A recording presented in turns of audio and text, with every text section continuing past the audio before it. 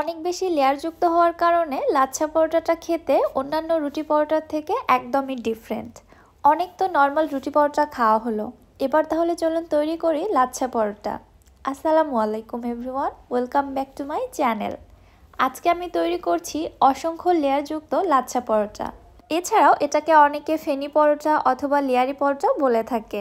যে কোনো সবজি অথবা মাছ মাংসের সঙ্গেও এই পরোটাটা কিন্তু খুবই ভালো জমে যায়। অনেকেই ভাবতে পারেন পরোটাটা তৈরি করা খুবই বেশি কঠিন, তৈরি করার পরে এমন লেয়ার ক্রিয়েট হবে না। আসলে এরকম কিছুই না, তৈরি করা খুবই সহজ।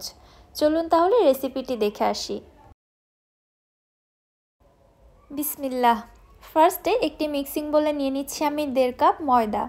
চেষ্টা করবেন এই পরোটাটা ময়দা দিয়েই তৈরি করতে, আটা দিয়ে খুব একটা বেশি ভালো হবে না। দিয়ে দিচ্ছি 1/2 চামচ লবণ আর 2 টেবিল চামচ সয়াবিন তেল। এবারে ময়দার সঙ্গে তেলটা খুব ভালোভাবে ময়ান করে নিচ্ছি। তেলটা ময়দার সঙ্গে খুব ভালোভাবে মেখে নেওয়াটা কিন্তু খুবই ইম্পর্ট্যান্ট। একটু সময় নিয়ে এই কাজটা করে নেবেন, তাহলেই দেখতে পারবেন তেল এবং ময়দা একসঙ্গে খুব ভালোভাবে মিশে গেছে।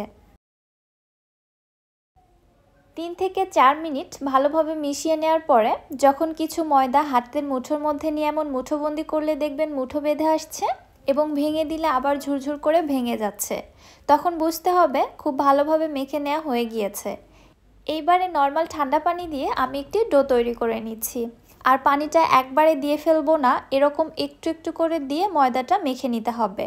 একবারে পানি দিয়ে ফেললে ডোটা নরম হয়ে যেতে পারে, এজন্য একটু একটু করে পানি অ্যাড করে দিব এবং ময়দার পজিশনটা বুঝতে হবে।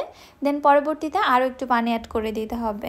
ঠিক এইভাবে কয়েক ধাপে পানি অ্যাড করে দিয়ে আমি ঠিক এরকম একটা ডো তৈরি করে নিয়েছি। ডোটি খুব বেশি নরমও হবে না আবার শক্তও হবে না। নর্মাল রুটি পরোটার জন্য আমরা যেরকম ডো তৈরি করে থাকি এই ডোটিও ঠিক সেরকমই হবে। এবার এই ডোটিকে আমি ঢাকনা দিয়ে ঢেকে রেস্টে রেখে দিচ্ছি 10 মিনিটের জন্য। এর মধ্যে ডোটা কিছুটা সফট হয়ে আসবে। এরই ফাঁকে আমি আরেকটি মিশ্রণ তৈরি করে নিচ্ছি। এখানে একটি বাটির মধ্যে নিয়ে নিচ্ছি 2 টেবিল চামচ কর্নফ্লাওয়ার আর নিয়ে নিচ্ছি 2 টেবিল চামচ সয়াবিন তেল। এবারে তেলের সঙ্গে কর্নফ্লাওয়ারটাকে খুব ভালোভাবে মিক্স করে নিচ্ছি। এর মধ্যে যেন কোনো কর্নফ্লাওয়ারের দলা না থাকে সেদিকটা লক্ষ্য রেখে খুব ভালোভাবে একটি স্মুথ ব্যাটার তৈরি করে নিতে হবে। দেখতে পাচ্ছেন আমার ব্যাটারটি ঠিক এরকম স্মুথ হয়েছে আর কনসিস্টেন্সিটা আশা করছি বুঝতে পারছেন। এবারে মিশ্রণটিকে এক সাইডে রেখে দিচ্ছি। অপরদিকে ময়দার ডোটি আমি 10 মিনিট রেস্টে রেখেছিলাম। 10 মিনিট পরে দেখুন ডোটা আগের থেকে কিন্তু অনেকটাই সফট হয়ে এসেছে। এবারে আরও 1 থেকে 1.5 মিনিট আমি এই ময়দা মিশ্রণটাকে ভালোভাবে মথে নিচ্ছি আরও একটু সফট হয়ে আসার জন্য। এবারে এখান থেকে পরিমাপ মতো লেচি কেটে নিচ্ছি। আমি পরোটাটা খুব বেশি ভারী করব না বা খুব বেশি বড় করব না, আমি এই আকারে লেচিটা কেটে নিলাম। সামান্য একটু ময়দা দিয়ে এবার এই লেচিটা থেকে আমি একটি পাতলা রুটি বেলে নিচ্ছি। এই রুটিটা মোটা করে বেলে নেওয়া যাবে না, যতটা সম্ভব পাতলা করে বেলে নিতে হবে। আমি বেশ বড় সাইজের একটি পাতলা রুটি বেলে নিয়েছি, দেখতেই পারছেন। এইবার আগে থেকে তেল এবং কর্নফ্লাওয়ারের যে মিশ্রণটা রেডি করে রেখেছিলাম ওইটা থেকে 1 চামচ পরিমাণে মিশ্রণ এখানে দিয়ে দিচ্ছি। আর মিশ্রণটা প্রত্যেকবার রুটির উপর দেওয়ার আগে খুব ভালোভাবে নেড়ে চেড়ে নেবেন, কারণ কর্নফ্লাওয়ারটা কিন্তু নিচে জমা বেঁধে যায়, উপরে তেলটা ভেসে থাকে। এজন্য ভালোভাবে নেড়ে চেড়ে এখানে ব্যবহার করতে হবে। এখানে আরও 1 চামচ মিশ্রণ আমার লেগেছিল, টোটালে 2 চামচ মিশ্রণ দিয়ে খুব ভালোভাবে উপরটা স্প্রেড করে নিয়েছি। এবারে একটি পিৎজা কাটারের সাহায্যে এক সাইড থেকে রুটিটাকে আমি এইভাবে চিকন করে কেটে নিচ্ছি। যতটা সম্ভব চিকন করার চেষ্টা করছি, কারণ এই পর্যায়ে আপনি যত লেয়ার তৈরি করতে পারবেন পরোটাতেও কিন্তু আপনার তত বেশি লেয়ার ক্রিয়েট হবে। আপনি যদি রুটিটাকে মোটা করে কেটে নেন পরোটার লেয়ারগুলোও মোটা হবে আর লেয়ার খুব একটা বেশি আসবে না, কম আসবে। এজন্য আমি চেষ্টা করছি একদম চিকন করে অসংখ্য লেয়ার ক্রিয়েট করতে। আমি এখানে পিৎজা কাটারটা ব্যবহার করছি, আপনাদের ঘরে পিৎজা কাটার না থাকলে ছুরি দিয়েও আপনারা খুব ইজিলি এটা কেটে নিতে পারবেন। পুরোটা রুটি কেটে নেওয়ার পরে এবার এক সাইড থেকে রুটিটাকে আমি উঠিয়ে নিচ্ছি। যেহেতু লেয়ারগুলো অনেক পাতলা করে কেটে নেওয়া হয়েছে এজন্য বোর্ডের সঙ্গে হালকা করে লেগে গেছে। হাত দিয়ে আলতো করে এইভাবে উঠিয়ে নিলেই খুব সহজেই উঠে আসবে। পুরোটা রুটি জড়ো করে ঠিক এরকম একটি লম্বা লেচির মতো তৈরি করে নিয়েছি। এবার এই লেচিটাকে হাতের সাহায্যে আলতো করে টেনে টেনে আরও একটু লম্বা করে নিচ্ছি।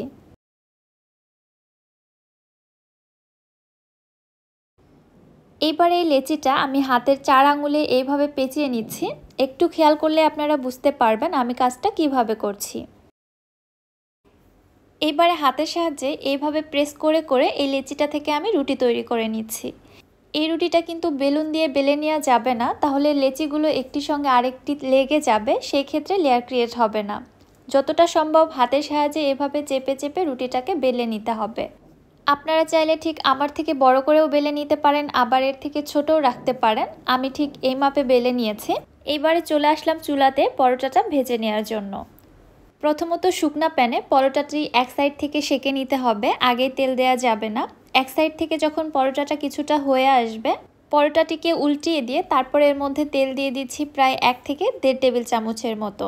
এবারে পরোটাটাকে নেড়ে চেড়ে উল্টে পাল্টে দুপাশেই সমান কালার আসা পর্যন্ত ভেজে নিতে হবে। ভেজে নিতে নিতে দেখতে পারবেন এই পরোটার লেয়ারগুলো প্রত্যেকটাই আলাদা আলাদাভাবে বোঝা যাচ্ছে। উল্টে পাল্টে পরোটাটি আমার ভেজে নেওয়া হয়ে গিয়েছে। এবারে উঠিয়ে নিচ্ছি।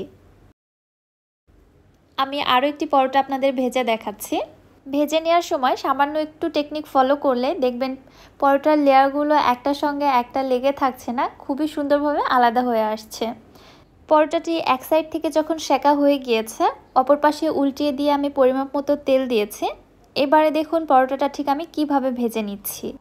পরোটাটিকে প্যানের কিনারায় নিয়ে গিয়ে এভাবে হালকা করে একটু সাইড থেকে চেপে চেপে দিব, তাহলেই দেখবেন লেয়ারগুলো খুব সুন্দরভাবে খুলে আসছে। আমি কাজটা কিভাবে করছি আশা করছি আপনাদের দেখাতে পেরেছি বা বোঝাতে পেরেছি। আপনারাও এইভাবে ভেজে নেওয়ার চেষ্টা করবেন, দেখবেন প্রত্যেকটা লেয়ার খুবই সুন্দরভাবে আলাদা হয়ে আসছে। সবগুলো পরোটাই আমার ভেজে নেওয়া হয়ে গিয়েছে। মাশাআল্লাহ, দেখতেই পারছেন কত বেশি পারফেক্ট হয়েছে। আর লেয়ারগুলো আপনাদের আরও একটু ভালোভাবে বোঝানোর জন্য আমি পরোটার সাইড থেকে এইভাবে চেপে চেপে দিচ্ছি। দেখুন কত হাজার হাজার লেয়ার ক্রিয়েট হয়েছে, আপনি গুনেও শেষ করতে পারবেন না। দেখলেন তো লাচ্ছা পরোটা তৈরি করা কত বেশি সহজ। আমি যে টিপস অ্যান্ড ট্রিক্সগুলো আপনাদের দেওয়ার চেষ্টা করেছি এগুলো ফলো করে তৈরি করবেন। আশা করছি আপনারা পারফেক্ট লাচ্ছা পরোটা ঘরেই তৈরি করে নিতে পারবেন, আপনাদের আর কোনো ঝামেলায় পোহাতে হবে না। রেসিপিটি আপনাদের কাছে কেমন লাগলো অবশ্যই আমাকে কমেন্ট করে জানাবেন। রেসিপি ভালো লাগলে যারা আমার ইউটিউব চ্যানেল থেকে ভিডিওটি দেখছেন, চ্যানেল সাবস্ক্রাইব করে পাশে থাকা বেল আইকনটিতে ক্লিক করে দিবেন আমার পরবর্তী ভিডিওর নোটিফিকেশন সবার আগে পাওয়ার জন্য। এবং যারা ফেসবুক পেজ থেকে দেখছেন, পেজটিতে অবশ্যই একটি লাইক অথবা ফলো দিয়ে দিবেন। সো আজকে আর বেশি কথা বাড়াচ্ছি না, আজকের মতো এখানেই বিদায় নিচ্ছি। আল্লাহ হাফেজ।